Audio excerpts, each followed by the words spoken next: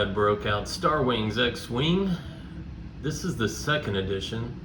I've had the first edition for a while, and I've been converting a lot of my minis to the second edition. So we broke this out today, and we're gonna start with the quick start rules. I got the table laid out with my star map. I've got an X-Wing and a couple TIE fighters, which are part of the basic set, and we'll get into it. So for the setup, I've got this X-Wing, and in the quick start rules they want you to use the Blue Squadron Escort, which you see it has also the number 2 here, which is their initiative.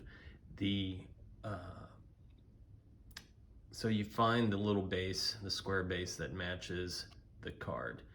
You've got several different options depending on the card you're using.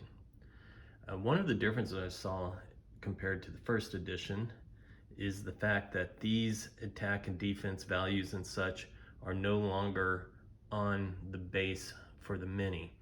And maybe that's because in the first edition, when if you're flying around in combat, you can see who's got the highest attack or who's got the highest defense, and you would maybe make strategy adjustments based on that information. So they've hidden that information, and it's only on the cards. So as the controller of the X-Wing, only I know what its attack and defense values are, at least until the first round, and we start playing that out. You've got the name, you've got the initiative value, which is a 2 here.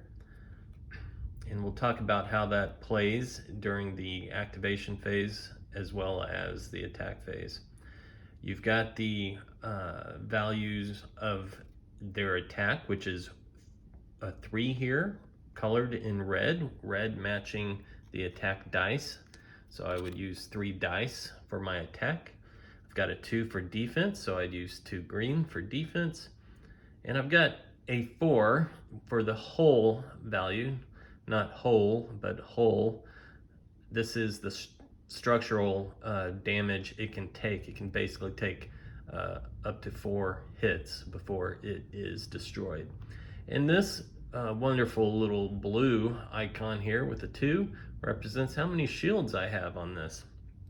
And we'll show you that as well. These items on the side are its bonus actions during the movement phase, right? So I've got a focus, I've got a lock, and I've got an evade.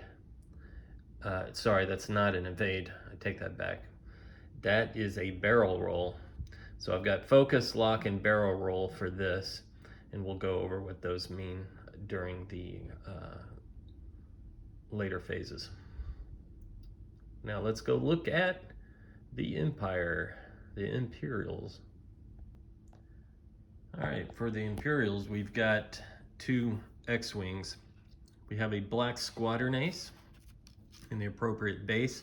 It has initiative value of 3, attack of 2, defense of 3, and a hull value of 3 as well. You notice I put a little shield token here, but you don't see a blue shield token, and we'll talk about that in a little bit. We'll get into more advanced. There's these particular cards that you might leverage for your ship, and there's a shield upgrade that has an extra shield for this particular ship. Over here we've got an Academy pilot fresh out of combat school. It has an initiative of 1. And you'll notice the ship's attack values are very similar. 2, 3, and 3. Now let's look at its actions that it can do after movement. We have a focus, we have an evade, and we have a barrel roll. And again, we'll talk about what those mean during the combat. All right, I have also marked the ships with a value of kind of a ship number. We're just telling it this is ship 2 and this is ship 3. I've labeled the X-Wing as ship 1. This is important when you're doing a lock. And again, we'll talk about that. If you want to lock onto a ship, you got two different ships. Which one are you locking onto? So use those numbers to kind of differentiate. All right, let's set up the board and we will start going through the various phases. So often when you're building a squadron, there are also upgrade cards, not just the ship token, with the attack and defense values, but there are cards associated to it. And when you're building a squad, you will decide the value of your squads, the threat levels. That's what these are. So let's look at that. So I'm going to look at this card at Black Squadron Escort. It's a double yellow threat with this combination, which is proton torpedoes, this servo motor S-foils, and the R3 astromech. So I'm going to go ahead and get these out. This isn't normally the quick play. You don't necessarily pull these out because this is a little bit more advanced. But I'm going to go ahead and have proton torpedoes, which, again, if I can get a lock, I can spin that lock, and one of the charges for this proton torpedo. And we'll put a couple charges on that. The charges are these little yellow tokens. So now I've got at least one there. I'll have to grab another one. We've also going to add an R2 unit, or actually an R3 astromech. This allows me at any time to, if I'm in range, to basically get two locks. And I can control two different locks on two different ships, which is kind of nice. So I'll put that off to the side. And then finally, I've got this servo motor S-foils. It basically is an activate card. So before I move, I activate this card and I can flip it, and I can either open or close my S-foils. And when the S-foils are closed, I get a little bit more of a movement speed. So I get this extra bonus. It's kind of like an extra movement at the end of my movement. So maybe I move 3, and then I can decide if I want to boost my movement a little bit, depending on the situation. I could do that if my foils are closed, or I just fly around with them open. So I'm gonna start the mission with them open. And actually, that's one of the difference with the X-Wing ship here on 2nd edition, is the foils on the ship actually open and close. So there's open, and I can just kind of press them down, and now they're closed. It was fixed open, I believe, on the 1st edition. So again, I've got the Black Squadron Ace and Academy Pilot. If I look at one of these cards, the Black Squadron Ace gives me a double yellow threat, and the Academy Pilot in this format is a threat 1 green. So anyhow, what that means is, if you look at this card, Academy Pilot doesn't have any upgrade cards, so we just kind of keep them as is. The Black Squadron Ace in this format would have an outmaneuver, an afterburner, and a shield upgrade. So let's get those cards out. All right, shield upgrade. It's exactly what it is. If I have this as an upgrade card, I now have a shield for my TIE Fighter, which comes in handy when I'm taking damage.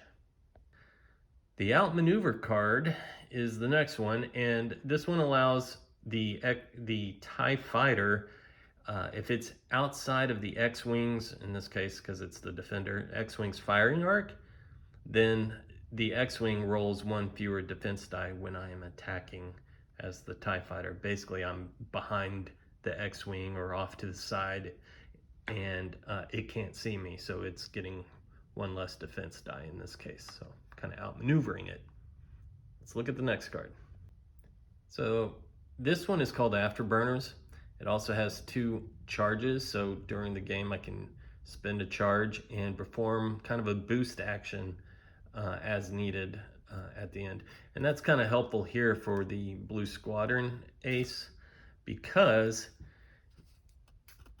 as we'll see, he is actually the last one to move, so he kind of knows how everyone's moved.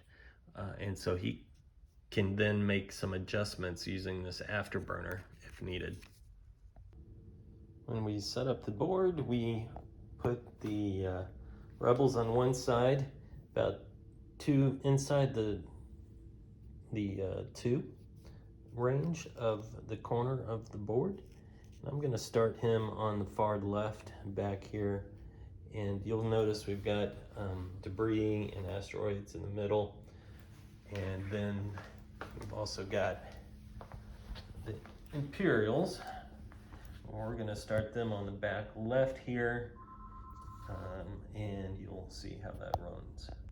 So we just completed the setup. As any game, you have a setup process, but now we're about to get into the game. So how does this play out? Well, there are several phases that each player will go through. And so you have, number 1, the planning phase. This is where you secretly plan your maneuvers. And then the activation phase, where you show each other's maneuvers and execute them in initiative order. And then finally, the engagement phase, which is your attacks and such before the round is over. And again, that also goes through some initiative order. So let's talk about the planning phase next. So in the planning phase, each player will look at their dials and choose a path. And these paths will be, forward, left, right, and the numbers represent how far. You can see these are the different measurements that you'll use. And so, of course, 1 being a short distance, 5 being the most. And then you've got, basically, was that maneuver stressful to the ship? So anytime you see a red icon, a red symbol, that means you've put stress on the ship. And that also means you can no longer stress your ship out in future maneuvers until you've removed that stress. The way you remove it is you have to do a de-stress maneuver, which is the blue ones. And white are just kind of normal movements. So each ship dial has different movements. They're not all the same. So you'll notice the TIE fighter actually can fly pretty fast. It can do a 5 straight, and I don't think the X-Wing has that yet. The X-Wing at maximum can do a 4 straight. So there are some differences in the maneuvers, and each player will secretly set these, and then we will reveal them at the end of the planning phase. So let's do that now. So everybody has set their dials, so we're ready to flip them and reveal them. The Academy pilot has decided to go 5 straight, wants to get into action as fast as possible. The other TIE fighter, being the Black Squadron Ace, is going to try to flank, and it's going to first make a 3 maneuver to the right and then maybe circle around these asteroids and get behind. Remember, it has an outmaneuver function, so if it can get outside of the X-Wing's firing arc, it can do a little bit better on the damage. So the X-Wing is going to kind of take it easy and just do a 2 maneuver straight and get a vision of seeing where everyone's going. So now, what order do we do this in? So the next phase is, as mentioned earlier, is the activation phase. So we want to make sure we do the activations in the right order. So this is in Initiative 2. We've got 2 X-Wings, one with Initiative 1 and one with a 3. So during the activation phase, the ship with the lowest initiative number goes first. They have to move first. And then in the engagement phase, the ship with the highest initiative number descending attacks first. So this ship that gets to move first will be the last one that attacks. So let's take care of the movement. We'll do that now. This TIE fighter picked a 5 maneuver straight. So we're going to put the 5 marker directly attached to the front, and then pick up the ship and move it to the end. All right, so we just moved this ship, but remember, when you're moving the ship, you want to hold down the ruler with one hand while you move your ship. And once it's placed, the next step is choosing an action. And we are moving the Academy pilot. He has three options. He can either focus, evade, or barrel roll. Barrel roll is where you take a straight one and you put it on one of the sides of the ship, and you kind of mirror, you end up flipping the ship and putting it on the other side. That would be a barrel roll. And that's great if you're about to run into an asteroid, you want to barrel roll out of that or something before the next turn. So that could be one maneuver. The other one is evade. And evade would give the ship a free evasion.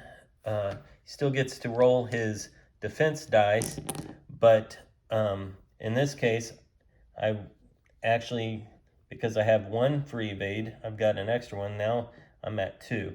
So if I got hit with 2 blast, I basically evaded both blasts with that. So that's evade. But you'll notice I am nowhere near that X-Wing's attack, so I'm not even going to bother with that. The next item would be a focus. Focus is nifty because you can choose, once you go focus, you can choose whether you want to leverage that focus during your attack or maybe during the defense. And since he is going last on his attack, he might leverage that on a defense, especially if the X-Wing hits him. But what that means is anytime I've rolled for defense, if I've rolled, say this was my defensive roll, I could adjust all of these focus now to evade. So it's actually pretty powerful. And likewise, maybe I choose, hey, I choose not to use it during the defense, and now it's my attack. And TIE fighters, they only get 2 dice for attacks. I hit once there. Let's pretend that one was a focus. Well, I can use the focus to convert that also to a hit. So now the X-Wing has to roll 2 evasions to not get hit on that attack. All right, so I'm going to go ahead and just kind of choose focus. It's not going to come into play on this first round because we're way too far away from each other. And we'll move on to the next initiative, which is the X-Wing. Let's get his movement done. I'm not going to play out all these maneuvers, but this one I just moved to. You can see I jumped them up already. And now we move on to the last TIE fighter, which had an initiative 3. Remember, on movement phase, or the activation phase, you are moving the lowest number first and then the highest number last. So let's move this one 3 to the right. There we have it, 3 to the right. And we'll just assume he's going to go focus, but they're still too far away. I could even put those, the attack ruler is basically 3 measurements long for everybody, and we're all way too far away. So we'll leave it at that. That is the activation phase. The next one is engagement. Nobody's in range to be engaged, so we'll go on to the next round and I'll let you know what that looks like. All right, so we've made some more movements, and now we are in an engagement phase that we can actually work out. Now let me just tell you what happened. So moved in the last movement, this Academy pilot moved forward a little bit with a 2 and decided to go focus because he's not sure if he's going to have to defend or attack, so he didn't want to waste it on an evade. The Black Squadron Ace took off to the far corner, maybe a little too fast, went with a 5 and did not judge that very well, and possibly will need to figure out how to turn and get back into the combat. The X-Wing did again, just kind of a safe 2 maneuver, but to the right, wants to keep those asteroids and let them come through. So we're going to use the asteroids as kind of blockers. But I was able to get a lock on that TIE fighter. So I've got a lock, And I'm using a 3 here because it matches the 3 on this TIE fighter. That TIE fighter has a 2, so if I locked on that. Now, to get a lock, they have to be in a 3 range, somewhere around the ship. So that one is in a 3 range. The other one is way too far away for a lock. So I've got one lock. Now, if they were both in range, the X-Wing could have locked on both due to the fact that it has an astromech. So now we're in the engagement phase. Who gets to shoot first? Well, that would be the Black Squadron Ace. Nobody, he can't do anything. He's so far out of combat at the moment. All right, when engaging or attacking, you want to first make sure that the defending ship is inside your arc. And the arc is representative on this ship with the diagonal red triangle zone. And you just kind of line it up. And if that touches anywhere, then it is inside your arc. You'll see that this ship is at a range of 3. Normally, if I was just shooting my, lasers, the defender in range 3 gets an extra defense dice. But I am going to use proton torpedoes. Proton torpedoes do just fine. Actually can only function within range 2 or 3. If that TIE fighter was inside range 1, I would not be able to use my protons. I also need to be locked, and you'll see that on the card here where it says attack lock. You have to have a lock for this to function, and I did that on the last action. And this allows me to spend 1 charge to add, well, I have to spend 1 charge. So I'm gonna go ahead and get rid of that. I'll just flip that over so it's spent. And that now when I attack, which is going to be 4 red attack dice as you see on this card, I'm going to change 1 damage to a crit. So let's get out the roll. Now he will still get his defense dice, and I don't know if he gets the extra defense dice for the long range. I'll have to look that up. So I rolled my 4 attack dice, got 3 hits. I get to flip one of these to a crit. Let's find the crit. There we go. Crit has the open blast. We'll talk about the damage cards in a second. Now, I rolled my 3 defense dice, but because of the range, it also gets an extra defense dice due to the fact that it's in the 3 range. And he is focused, so you'll see that he got 1 evasion and a focus. So we're gonna go ahead and spend our focus to do this and basically evade 2 of the blast. When you're evading the blast, you evade the regular blast first and then the crit last. So in this case, I've got 2 blasts for him to evade, so I can pull that off the table.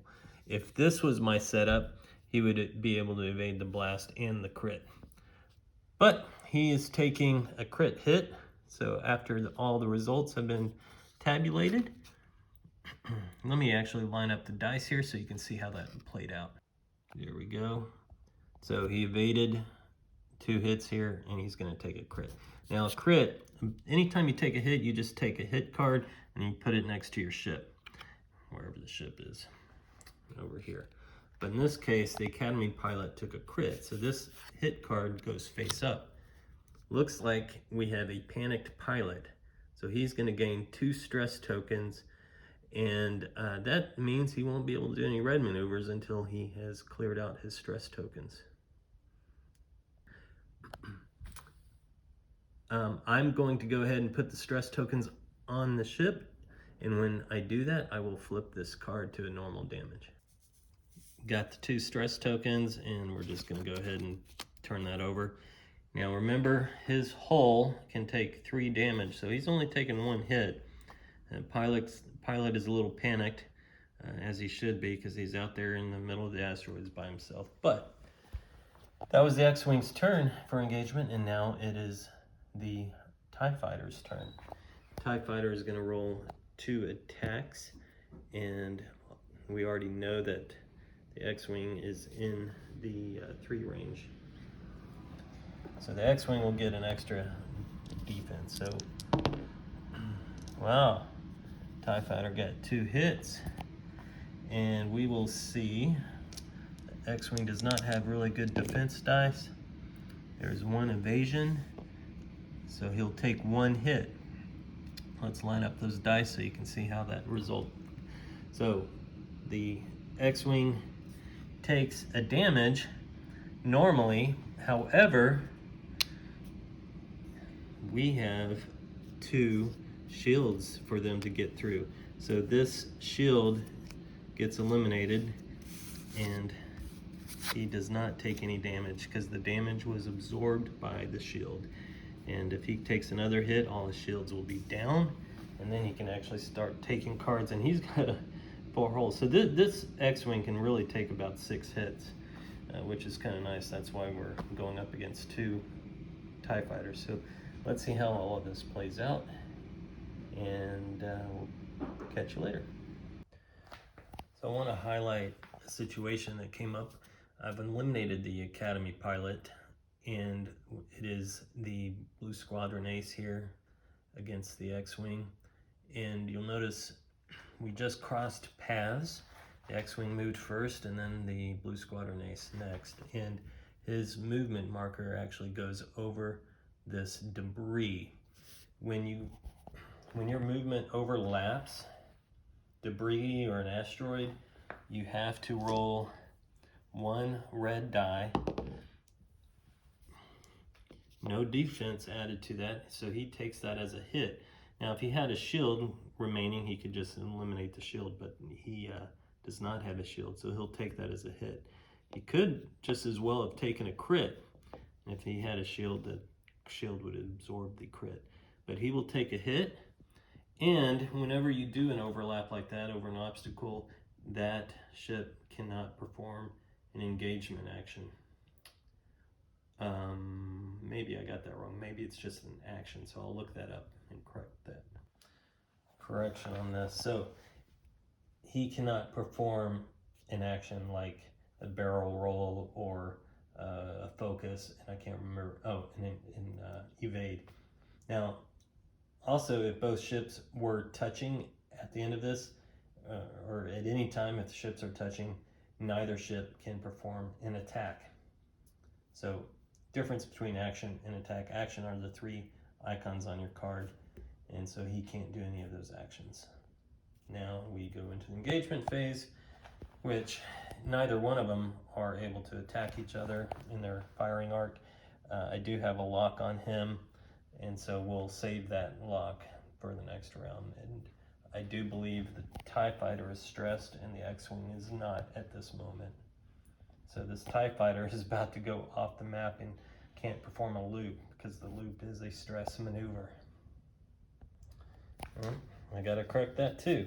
So I forgot that he just performed a blue maneuver to remove his stress. So I will take the stress off and he'll be able to do a loop maneuver at the next phase.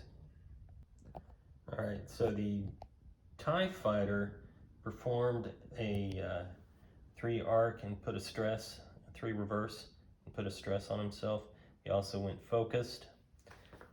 The X-Wing maneuvered into the asteroid field and then a barrel roll, hoping that this would obstruct. Now, the TIE Fighter gets to attack first. At this range, he doesn't get a bonus attack die, and he only has a 2 on attack. He rolled a hit and a focus. He is focused, so we're going to flip that, and now he's got 2 hits on the X-Wing. The X-Wing only gets 2 defense die, but remember they also have shields. I rolled 2 evasions, which are nice. I'm also at a range 3, so I get an extra defense die, and the attack is obstructed. So anytime there's obstruction in the line of fire, the defender gets an extra defense die as well. So I actually evaded this attack. All right, so the end result here was an X-Wing victory. We both knocked each other's shields out. I took 3 hull damage, but I can absorb 4, so I still was functioning. And he took 3 in the last, well, he took a hit, knocking him out at the end here, because he's only got 3 hull. So the X-Wing barely makes it out alive in this quick start tutorial. Thanks for watching.